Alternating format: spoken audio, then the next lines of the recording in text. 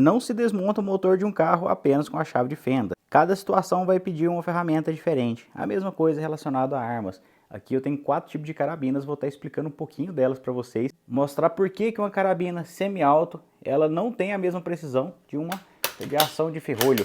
É bem diferente. Imagina que isso aqui é uma moedinha de R$1, é do mesmo tamanho. Eu consigo fazer esse agrupamento aqui a 100 metros com a carabina de ferrolho manual. E esse agrupamento aqui a 100 metros com a semi-auto. Eu vou explicar por que nesse vídeo. E por que ela leva vantagens em diversos cenários. Vou explicar também das de alavanca e um pouquinho das carabinas 22. Lembre-se, a cada situação vai pedir um tipo de calibre. Aqui não vai dar tempo de explicar tudo sobre isso, mas pelo menos de carabinas vou dar um resumo para vocês. Uma das primeiras coisas que todo mundo olha quando vai escolher sua primeira carabina é quanto ao custo. Muita gente já tem um orçamento ali limitado. A gente sabe que armas no Brasil não é nada barato. Uma carabina, por exemplo, no calibre 22LR, a gente tem opções em semi-auto e 22 por ação de ferrolho manual, como é o caso dessa 8122 aqui, viu, pessoal? Todas elas estão originais. Só lembrando, no YouTube, estão em local seguro, ambiente controlado. Aqui, infelizmente, não vai ter disparo hoje. Se vocês quiserem, eu faço um vídeo testando elas depois. E a primeira coisa que você tem que decidir é se você vai pegar uma por ação de ferrolho manual ou se você vai pegar uma semi-auto. Qual que é a sua proposta? Eu não tenho uma 22LR semi-auto, mas eu tenho outro 22 aqui, semi-auto, que é o 556. Vou usar ele como exemplo aqui para explicar a diferença de precisão que dá na semi-auto para a de ferrolho. A semi-auto, vocês perceberem, tem um tubo de gases, no caso esse aqui é um AR, né?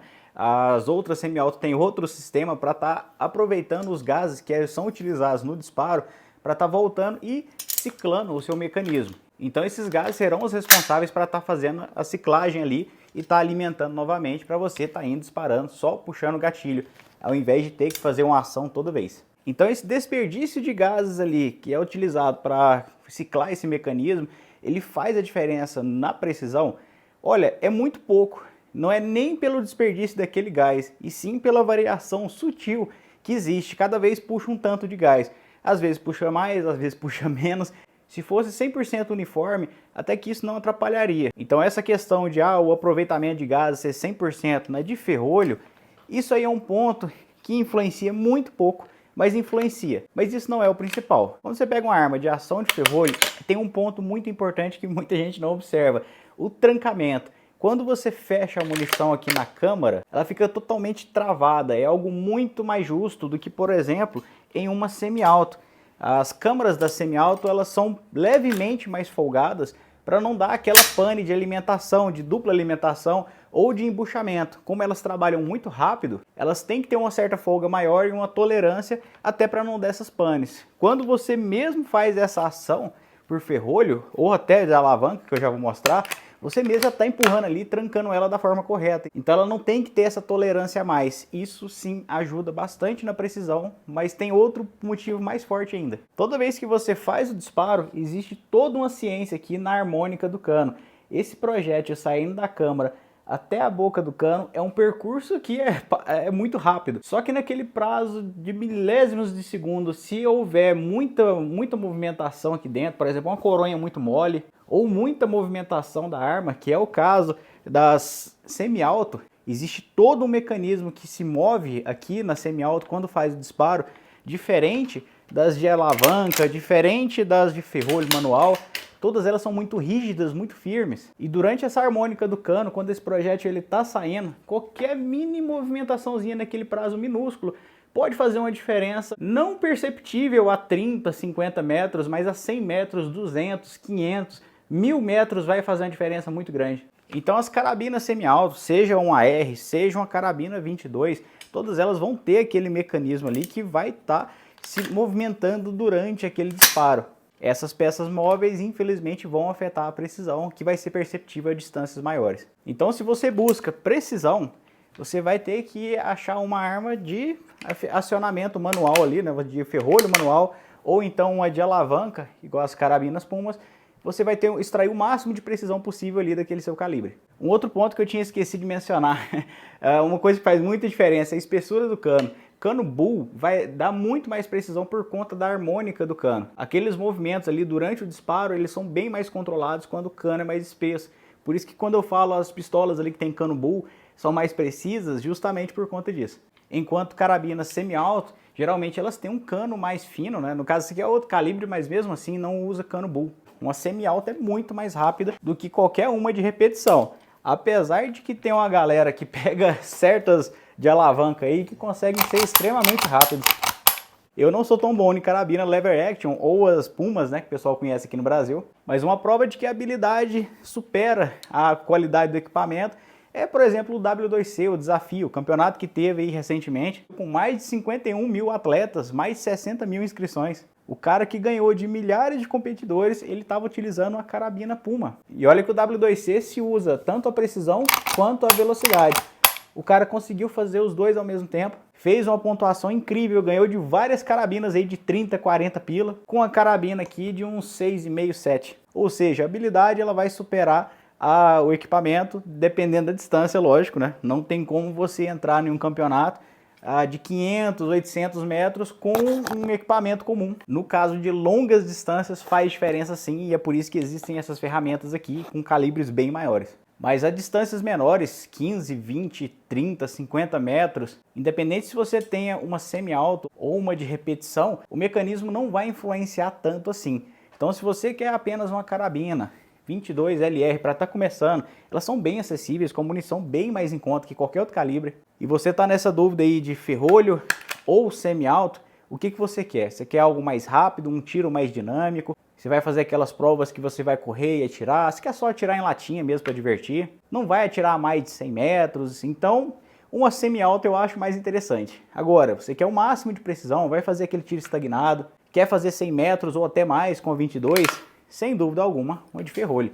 Uma CBCzinha dessa aqui na casa de uns 3, dependendo do estado, da condição, um pouquinho mais. Talvez você encontre até por menos. A semi-alta é mais em conta ainda do que as de ferrolho. Ah, mas eu quero um calibre maior.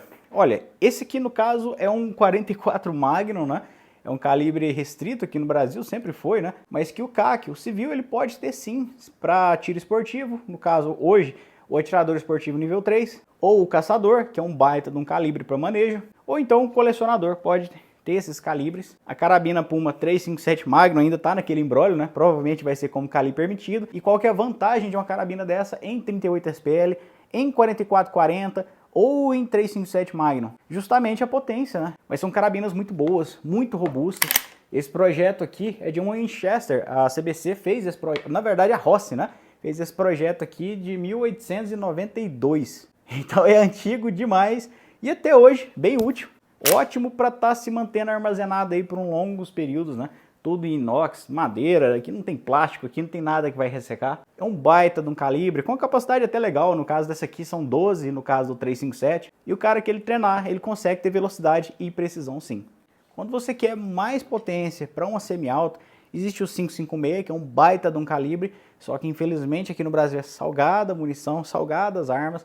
Você consegue encontrar, por exemplo, um T4 da Nacional na casa ali de uns 17, é bem salgado. Um Colt M4 você não vai encontrar no Brasil tão cedo, eu mesmo importei o meu, que saiu mais ou menos nessa faixa aí, quando o dólar tava uns 5,30, saiu mais ou menos nessa faixa de uns 17. São bons rifles sim, só que você tem que saber para que vai estar utilizando. No caso eu utilizo para esporte, né? Você pode, lembrando que o civil pode usar para esporte ou manejo. A coleção ele vai ficar guardadinho, então você não vai ficar treinando com ele. Para manejo eu já não indico o 556, eu acho que tem calibre melhor do que ele, por exemplo o 308 Winchester. Consegue abater um Java Porco aqui no Brasil? Sim, consegue, mas não é o mais indicado. Quando você faz recarga do 556, sai na casa de uns 4,50, 4,7. Já a original é bem salgada, na casa dos 12. Por isso que é importante você fazer a recarga. Eu já recomendo a todos que conheçam o Recarga Club, justamente para você não ficar torrando tanto em original. Vai fazer um tiro mais rápido, mais dinâmico, vai correr durante a pista ali, fazer vários disparos rápidos,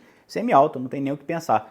Agora você quer mais distância, né? Lembrando que a semi-alto você consegue ali acertar 300 metros, sim. Até mais, dá para acertar bem mais dependendo do tamanho do alvo, só que não vai fazer um agrupamento legal igual uma de ferrolho. As de ferrolho, elas, como eu expliquei no vídeo, elas são muito mais precisas e são para provas de precisão mesmo, onde coloca realmente distâncias ali, no mínimo 300 metros para frente, aqui reina, viu pessoal? Esse aqui no caso é um Ruger Precision calibre 308 Winchester, esse aqui é o calibre do brasileiro. Um excelente calibre para se fazer manejo do Java Porco, também excelente para provas. E para fechar aqui o vídeo, existem diversos calibres de tudo quanto é tipo dessas armas que eu mostrei para vocês. até mesmo do 22, tem o 17HMR, o 22LR, que é o caso desse aqui, tem o 22 Magnum também, que é uma opção muito interessante. Das carabinas Puma, tem tudo quanto é calibre que vocês puderem imaginar.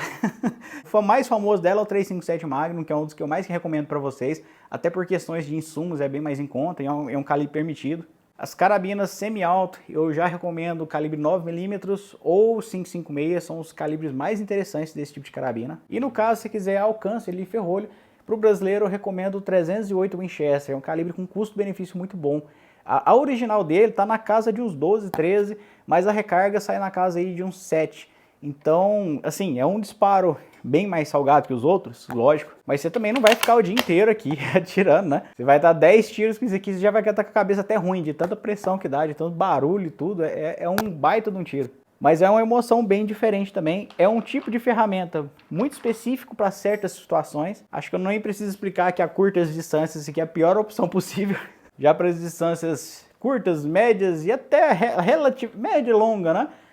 Esse tipo de carabina aqui, sem dúvida, é uma das melhores opções. Para quem está começando, não quer dispensar uma grana, né? Já tem bastante vídeo de carabina, vou deixar aqui no finalzinho alguns aí para vocês. Deixem aí nos comentários mais sugestões de vídeos. Queria deixar um agradecimento especial aqui pro pessoal do W2C, do Sabre Coldres, que está sempre ajudando aqui o canal, da Wolf, dessas mochilas, do Madeira Bem Trabalhada, inclusive, que tem esses mostruários e várias empunhaduras e coronhas, né, de madeira. O Mundo Mira são pessoas assim, que sempre ajudaram bastante o canal. Queria deixar um agradecimento a eles aí e a vocês que estão assistindo. Não se esquece de deixar o joinha, compartilhar com os amigos, que isso ajuda bastante. E muito obrigado, até a próxima!